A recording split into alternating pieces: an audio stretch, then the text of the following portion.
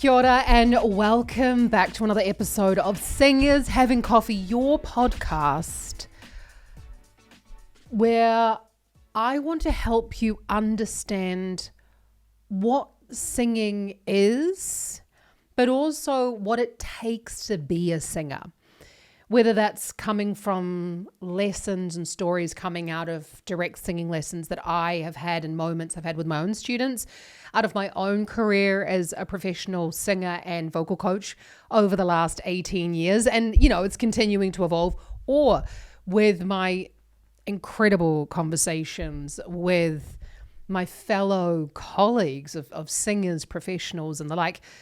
That's what you're going to be learning here. So I'd love it if you join me more often here on Singers Having Coffee. Hit that subscribe button so that we can hang out more often. This came up in a lesson just yesterday, and I was like, I've got to hop on the podcast to discuss the idea of what is progress and how long should it really take to learn how to sing, and what does that mean? What does that look like? And you're probably going to be a little bit annoyed when I say that progress looks different for different people. Okay, that's first of all, I didn't need to go and buy one of those calendar sayings for that, but progress looks different for everybody. And this has a lot to do with what is your background? What is your first language? That plays a huge role in your singing style. We do know that there is a connection in the research between specific accents and the amount of people within that community that then do sing. What is your setup of your larynx position, your natural speaking voice? What's going on there? All of these play a role in how you are going to be singing. And I'm not going to point out specific names or things, but I live in Germany. For those who don't know, I'm from New Zealand, but I live in Germany. So even just that juxtaposition between, say, for example, the New Zealand accent and the German accent, where I live in southern Bavaria, there's this lower larynx position with quite a lot of air even for female singers. So those singers struggle to get their larynxes high and their vocal folds thick. Whereas opposed to in New Zealand, where everything sits back here in the throat, New Zealanders struggle to get their tongue high, although they've got thicker vocal folds. The tongue high and the larynx high is really difficult for them, and to modify the vowel into that more forward position. So again, it's very different. What are you singing? What style? What's your setup? But I want to say this, that if you are actively working on your voice, you should be getting better. That's just full stop. If you are actively singing, actively practicing, and you are not getting better, then you need to change something. So, for example, I have a singing student who recently came into the studio, and they were with a singing teacher for 2 years, and they really just didn't feel like they were getting any better. So I would have said to that singing student, look, if within a year's time you have not made progress in your singing, you feel like you have not made progress in your singing, and you've been practicing and you've been doing exactly what they've said, and you've put all of that into practice and you've been asking questions, then you need to move teachers. But what often ends up happening in the studio is that people go, oh, that's too difficult. They don't practice, and that's why they end up not making progress. Not because they've gone and done everything that teacher has actually said for them to do.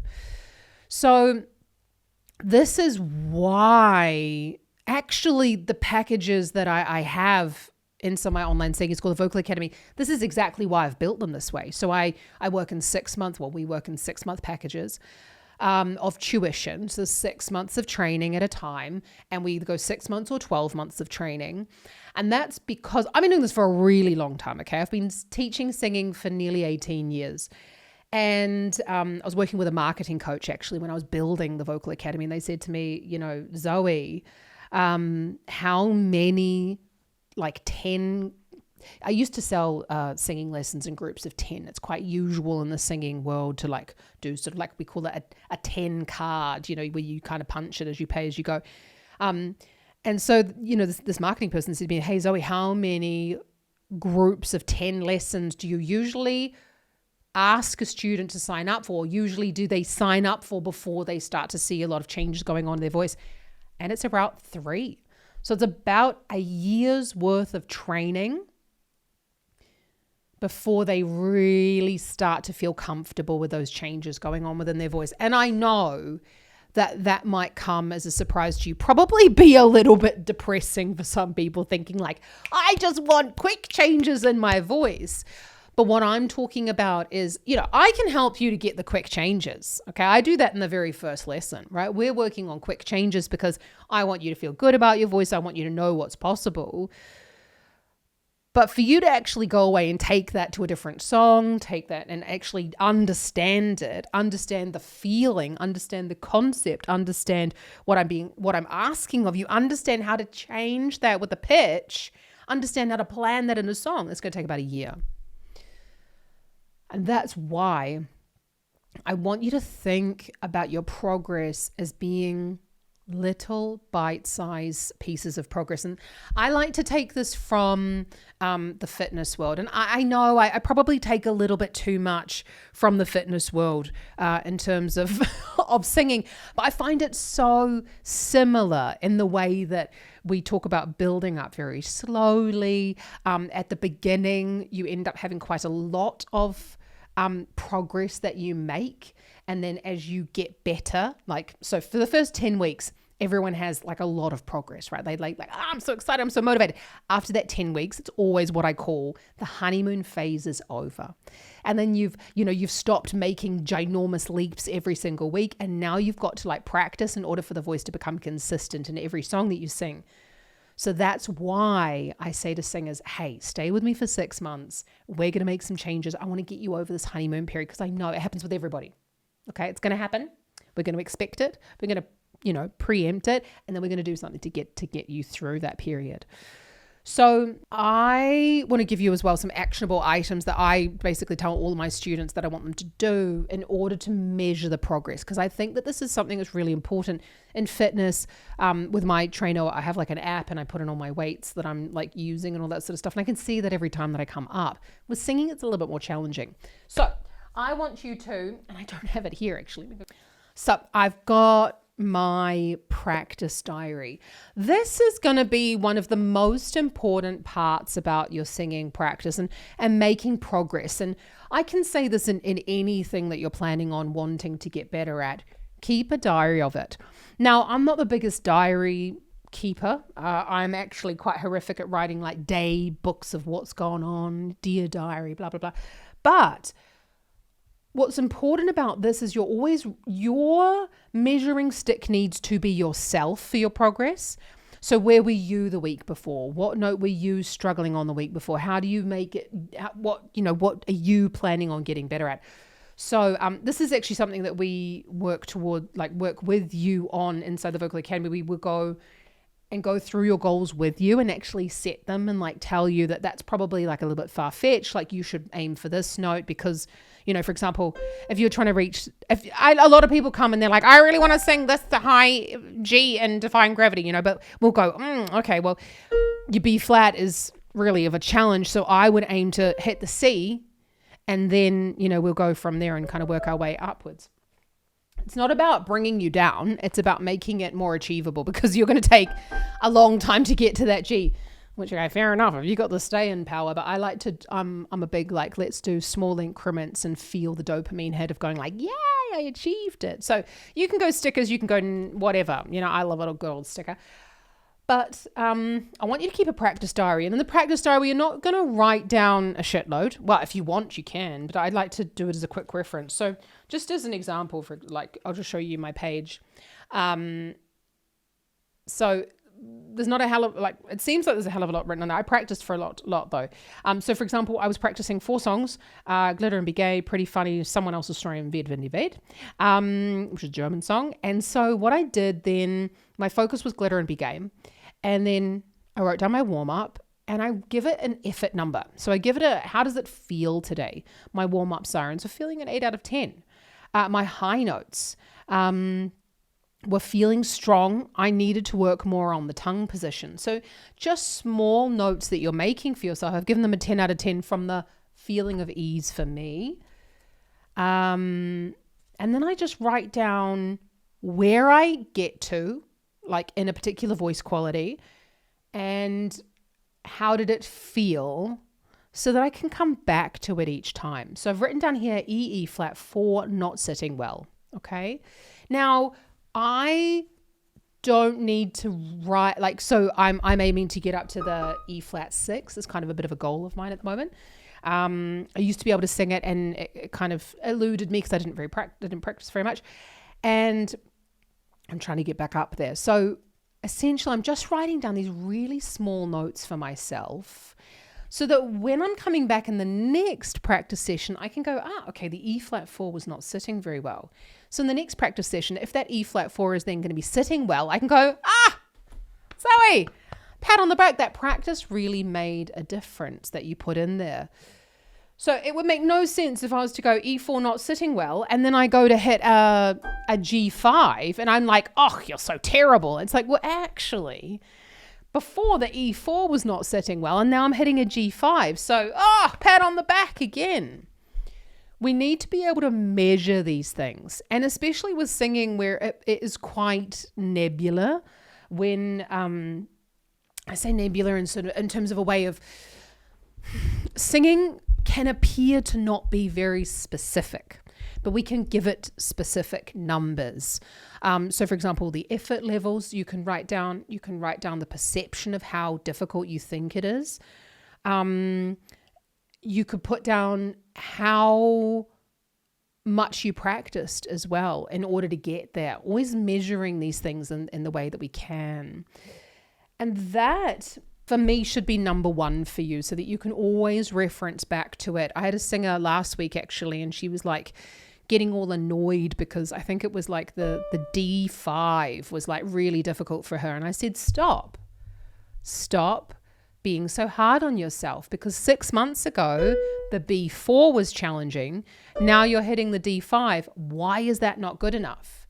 And then she said to me, because, Olivia Rodrigo can sing way higher than I can. I said, well, fuck, there's Olivia Rodrigo, who's been a professional singer, like we're seeing her in singing competitions since she was like 9, learned the piano and God knows what else from a really young age. Like, that's Olivia Rodrigo. That's not you. You can only measure your progress and ability off you. Now, I know probably what you're going to say, and I can hear this in my mind. I taught and I teach professional musical theatre people. There is a certain level in musical theatre that we need to reach. Okay, there are certain notes that certain voice quality types are going to have to be able to reach in order to work as a professional. That's just it. But I liken that to the Olympics, right? Like, at the Olympics, you haven't got a shit show if you can't run the 100 meter at a certain speed, right? And then we're looking at like the top 10 of that particular speed that happen to be on that particular day. So it's the same thing with singing. You got lots of people that can kind of like get around that area. And then it's just really ending up being the best ones for the best moment, on that day. So measure it against yourself.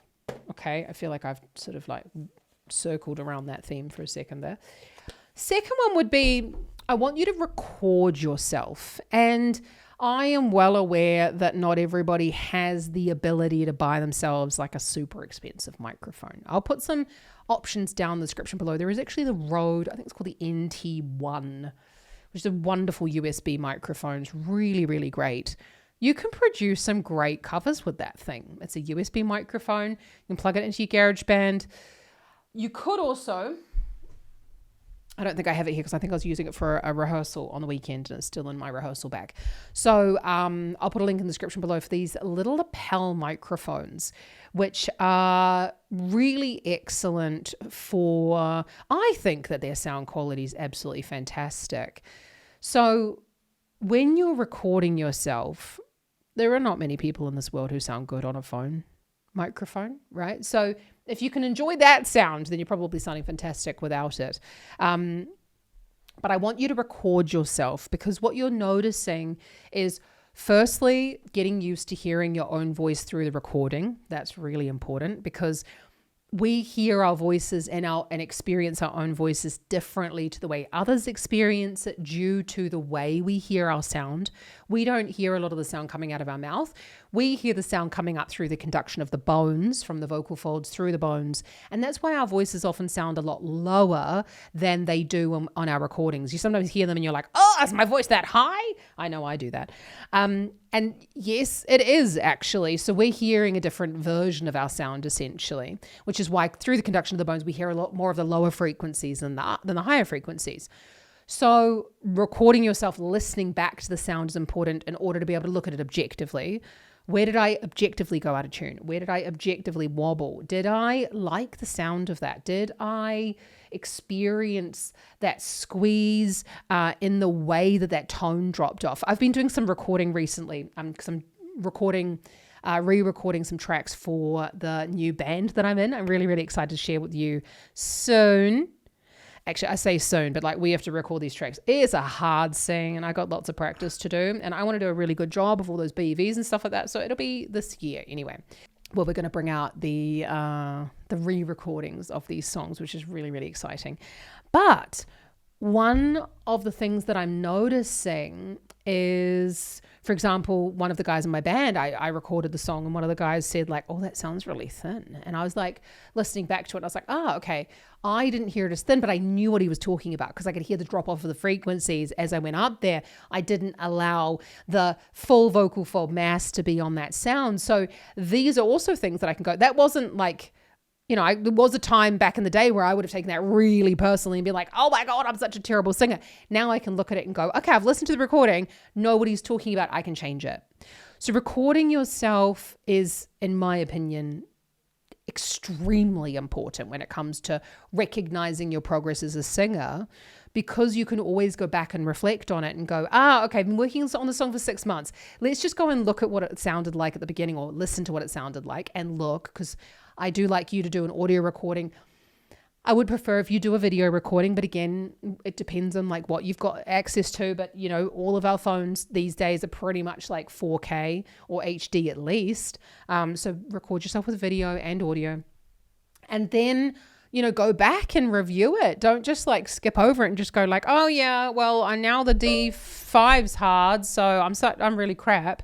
No, go back, review it. Go, hey, that D5 when I sang that song 6 months ago was really hard. Now it doesn't sound as hard. It sounds a lot better. It sounds more XYZ, whatever you want to insert a descriptor. So keeping a practice diary, my number one thing, recording yourself. And then my favorite thing is always to go back and sing old songs that you've been working on. Don't just like plow on through and always continue to work on the most difficult songs. Go back and sing old songs that you were working on, because you're going to notice, because you've got your practice diary and you've written down how hard that felt for you to sing. You're going to be able to go back and reference it and go, oh my God, that song was a 6 out of 10. Now it feels like a 2 out of 10 in terms of the effort that I'm needing to put in. So it's gotten easier. I've gotten better. When we just skip over all of what we've done, we forget to take stock of where we were. And that's where we start to think, oh, I'm not good enough. I haven't done enough. I'm not this. I'm not that. I'm not that. Go back and review it. Go back and sing those old songs so that you can really feel how much easier it has become. Because you'll be really surprised when you go back and sing those old songs that actually some of the things that you might have been working on in your lessons that are like absolutely you felt had nothing to do with that song that you were working on 6 months ago, they would have made it better. Like if you were working on your belt 6 months ago and now you've kind of transitioned to your head voice, if you go back to that belt, it'll be way better. Because you've now thinned out the vocal folds, you've got better vocal, you've got better larynx flexibility, you've done all of that knock-on effect to then work, like have the side effect of it strengthening your belt, because you've strengthened up all of these other muscles, which are going to then end up making your belt sound better.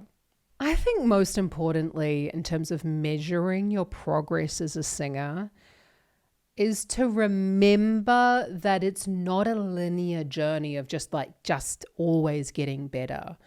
You're going to get a little bit better, then you're going to plateau, and you're probably going to get a little bit worse in some things, and then you're going to get better, and then you're going to get worse, and you get, so in terms of getting worse, as you're making it as you're making things more difficult, you're not going to find it as easy. So the more difficult the task is, the worse you're going to get at that task, and then you're going to get better at it again. So preparing for it not feeling quite as comfortable and then coming back, I think that's probably the biggest thing when it comes to making sure that you're measuring your progress and noticing if you're making progress in your singing, and thinking about it in terms of a longer time span. That's what I wanted to point out. And coming back to this idea of a longer time span, I think most singers don't give themselves the time to improve. And so what ends up happening is that I literally just had this like last week with a singer. She just sort of stopped practicing. She was like, oh, well, I'm not getting better anyway. I'm like, well, why do you think you're not getting better? Like, did you do all of the measuring goals? And, this sounds, this is like a 20-minute podcast. Like, this sounds like a lot of work. I'm talking like a 5-minute thing. This takes you less than 5 minutes. You can do this as you are working on your singing. You can record yourself as you are practicing. You can do all of these things. I'm not meaning like do it on top of, do it while you're practicing. You got your phone on you anyway. Just like whack it down in front of you and then record yourself. Make a quick note as you're practicing. This is not about making a whole bunch of work outside. This is about working alongside your work. Spend more time singing your songs. I always make my singing students choose their music for their concert songs 3 to 4 months in advance. And I often get the comment of like, oh my God, Zoe, this is like such a long time. Sometimes, depending on that singer's goals, like I have a couple of singers and they want to like belt the shit out of some really high music. I make them choose their song 6 months in advance. Yep, I stand by that. 6 months in advance. Because I'm like, if you're wanting to sing the song, it's a big song. You're going to need some practice and you're going to need time, and take time for those muscles to change. Spend more time with your songs. If you are getting to a stage where you're like, oh my God, I can't hear that song anymore, probably was the wrong song for you. Probably wasn't the one that you should have been working on. And did you find the fun in it? Because that's ultimately you got to fucking like the songs that you're singing. I've been singing, and I'm not saying that I'm like the measuring stick for all of this, measure yourself of yourself, but I've been singing songs for 20 years. I love them, still love them, because I'm finding the fun in it all the time. I'm finding the fun in the song and the journey. Spend more time on your songs. Those singers that say to me, oh my God, we're like picking our songs way in advance. God, this is like way too far. I'm like, trust the process. They trust the process. Obviously, they've signed up for singing lessons for a year, so they're stuck with it anyway. And I won't let them get out of practicing because I know what's best for them in that moment. That's my job as a teacher. I promise you, 3 weeks before that concert, there is this magical click that happens. They come into their lesson and that song sits like it was written for their voice. And in that moment, I will often say to them, how does that feel? How did that sit now, that performance? And they'll often say like, wow, that felt really, really great. So again, we're reflecting back. We're using ourselves as our own measuring sticks. I ask them, how did that feel? I'll often write these things down that they tell me, right? So I write them in their student notes, which they have access to, but I write it down and I'm like, do you remember 6 months ago you told me when we were starting this song, my God, this is like pushing shit uphill. This is a really difficult song. This feels so difficult. And now you're saying to me that felt really great. But that's also, again, part of my job, right? I am not going to force anyone. I said that and I'm like, I'm not going to force anyone. My job is to help singers to realize this within their own sound, because you can lead a horse to water, but you can't make it drink. So I'm going to show them that this is the way, in order to get that ease, that feeling within their voice that they really, really want to have. So that's the way that you progress in singing. I know that sounds probably quite long-winded, but I want us to go against a little bit of this like really short culture of like quick vocal transformations that we've got out there. There's no such thing as a quick vocal transformation. And that's really that's for a different podcast episode. Like, what's the difference between a vocal coach and a singing teacher? But like, that's what I would do if I had a professional singer coming in. They're like, oh, Zoe, I'm finding that really difficult. We would do some vocal coaching to get them there. And a professional singer is working in a different way than a beginner singer or an intermediate singer or even an advanced singer. So I can make those quick changes and then say to them, all right, go away and practice that. And they will then internalize what we've been working on, look at the video, all that sort of stuff. So it's very different when I'm working with non-professional singers. But I want you to give yourself some time. Give yourself some time, because I just think that singing must be so difficult if we think that it all has to happen tomorrow. And that's why I really love learning new things. And I've taken up piano lessons again, like proper classical piano lessons, and I lift weights to further remind myself that it's hard. Okay, it takes practice. You've got to practice, otherwise you don't get better. But also to further remind myself that it also is very slow in our progress, and to enjoy the slowness, enjoy the practice. And I think that's a theme for another day. So I'll put a pin in that one, and I'll say, well, if you would like to learn more about how to improve your singing, and I'm not talking about like sing high or sing louder. I mean, all of this will help. But I think if you nail down getting progress in your singing, and then we'll talk maybe about practice and how I see that done so wrong all the time, then subscribe to the podcast. I'd love to see you around here more often. And if you're watching on YouTube, comment down below with something you've struggled with your progress, or come on over to YouTube and tell me something that you've struggled with your own progress. And because I guarantee you that if you've struggled with it, then someone else has. So anyway, it's a long one today. I'm gonna leave you alone and say happy singing, happy practicing. And just remember that everybody comes up against these, I like to call them stones in the river. And we kind of go around and we can get there, but it's just about enjoying the process of learning to sing. And that's what I wish for you. I want you to learn to enjoy the process of singing. So happy singing. Ka kite anō.